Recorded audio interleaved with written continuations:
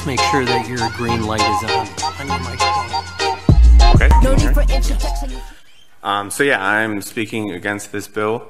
Electronic monitors are shackles. It's a continuation of slavery and maintains a second-class citizenship status. Someone's conviction for a sexual offense is not necessarily based in reality. I know people who have those convictions who are good friends of mine, and the fact that they need to be continuously wearing these shackles is it's dystopian and terrifying. The idea that the government is monitoring people nonstop all the time. Meanwhile, other people who committed the same offenses but don't have the same racial and class demographics as my friends who are stuck on these monitors are walking around free as well. The criminal legal system does not determine guilt or innocence. The criminal legal system determines class and racial positions within our society.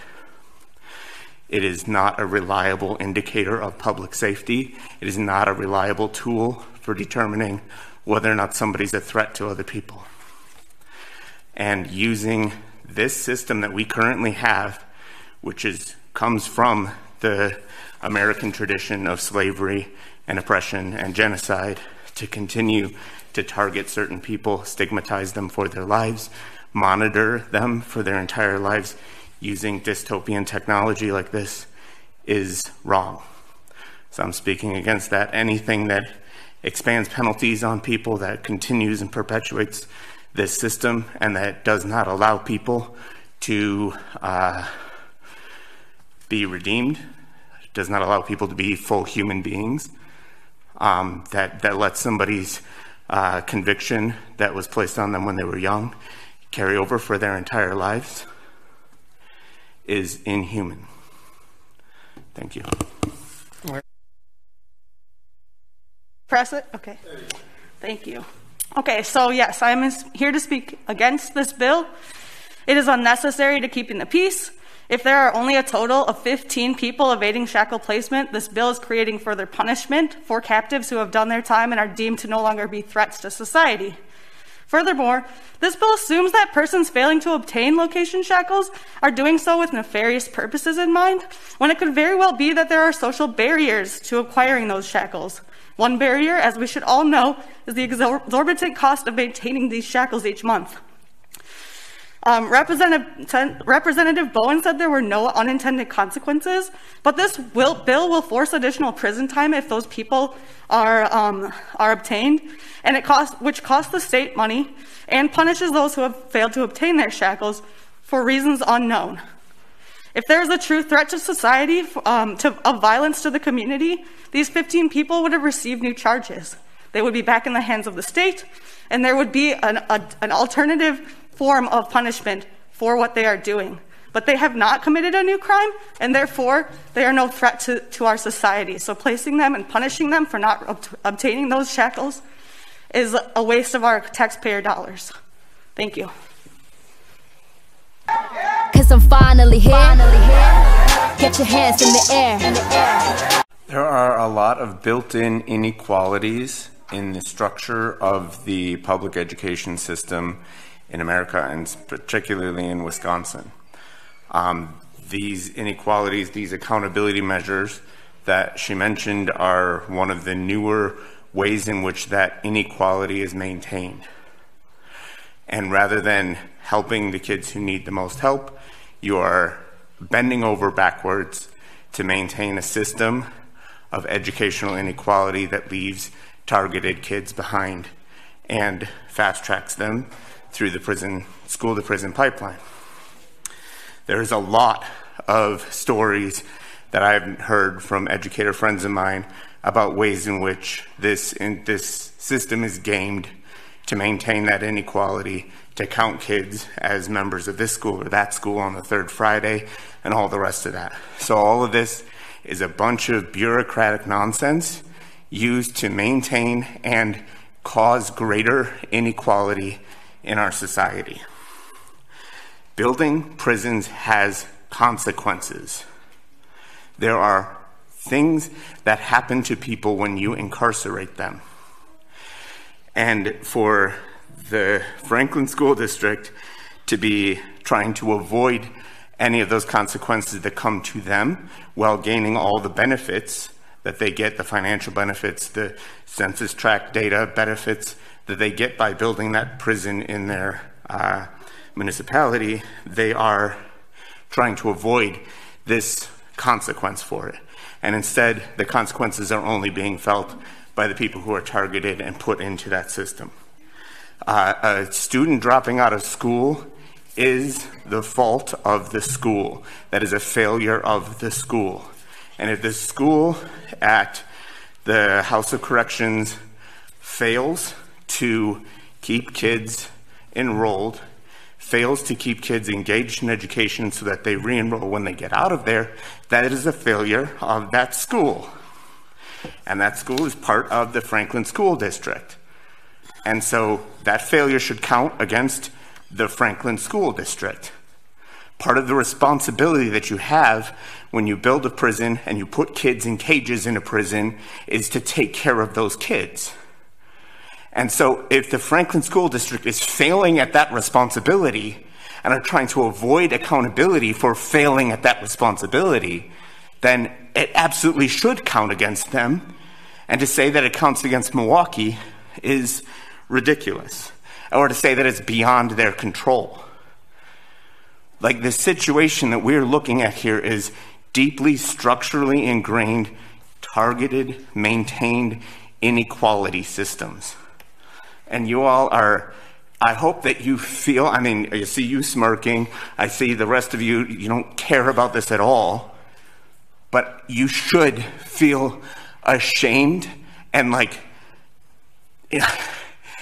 you are bending over backwards and making up more and more bureaucratic rules in order to justify and maintain and like dodge around this like system of structural inequality that you have built. And it is requiring increasingly perverse machinations on your part to maintain that inequality. All right, Ben. And the more detailed you get with that, the smaller those gears get, I hope the more ashamed you get about the work that you're doing. Ben, I have...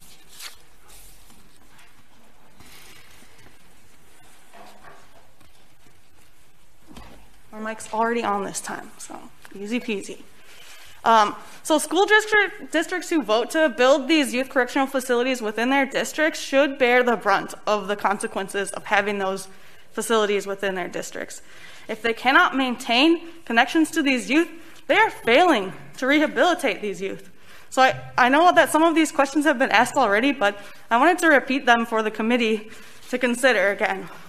So using Franklin as an example, how can that district claim that they care for these students enough to use them to receive federal funding, but cannot keep track of the students once they leave the district? When Milwaukee's report card rate is so much lower than Franklin's, wouldn't a district who truly does care about the lives of its constituents want to try to make a difference in these youth's lives in whatever way they can before these youth leave their district? Where would the rates apply if not the location which chose to house these students?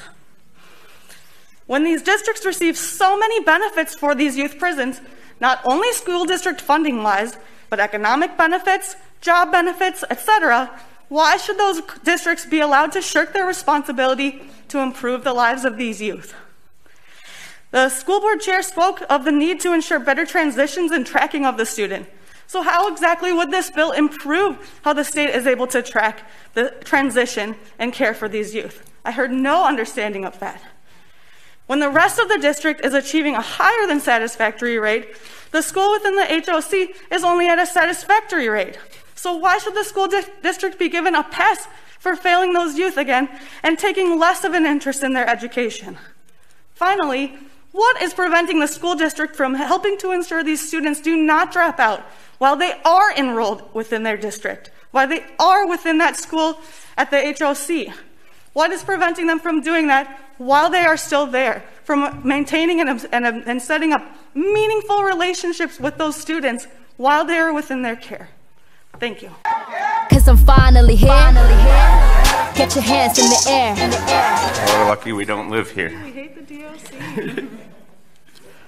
Yeah, so you can thank us for coming all the way to the state capitol to speak on these. Thank you for making the drive today Oh, closer?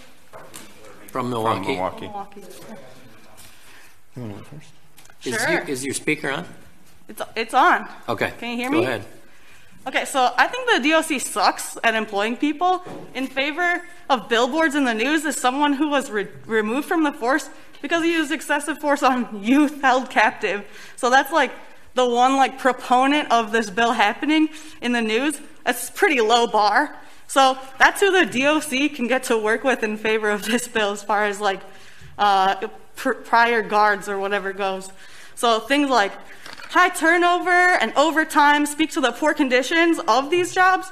On the other hand, things like high suicide rates within the prisons and high rates of domestic violence outside of the prisons speaks to the negative consequences the job of a CO produces. So I'm against this bill because I don't think additional guards in our state is the solution to a healthier state. In fact, it just throws money at the problem and assumes guards will hate their jobs less if there are more of them. This is a pointless bill. We need to reduce the overcapacity of the prison rather than try to get more people into a job that sucks. All right, Ben.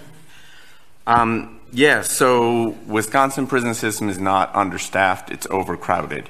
The population is lower than it has been for a long time, but that's because of COVID. We are seeing the population rising precipitously. In the last few weeks, it has gone up by 80 people per week. That's probably going to continue to increase because you all have done nothing to address the overcrowdedness of the prison system. And so we're going to see it rising back up to the same levels of overcrowding. We did a study on staffing in the prison system. These numbers are a few years old. It's probably even worse now. But we found that it's not actually an understaffing problem. It's a high turnover problem. People do not want to work for the DOC, which makes sense. Correctional officers have higher levels of PTSD than the general public, higher levels of domestic violence than the general public, higher levels of suicide than the general public. What people who are held in prisons experience also are higher levels of violence, suicide, medical neglect. There are people dying on the regular in Wisconsin prisons because of medical neglect and because when they say that they are suicidal, the guards harass them and drive them to suicide.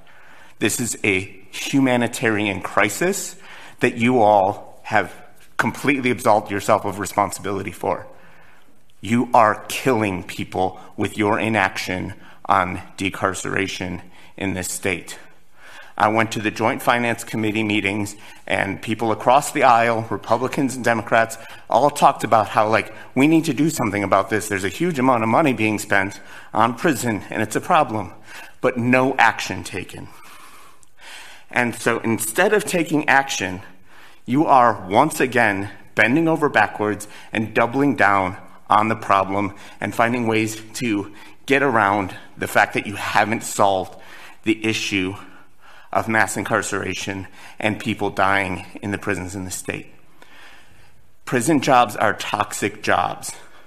Recruiting somebody using a billboard or higher wages or anything else into those toxic jobs is harming that person. Not only the people that they are going to then harm as guards who are stressed out, who are having a bad time, and who are treating their captives poorly. You're also harming the people who you recruit and lure into those toxic jobs as guards. Finally here. If you call yourself a rapper, talk less and take notes. We slay sheep, respect goats, we pray sleep, and next hope we take beats to flex, throw finesse.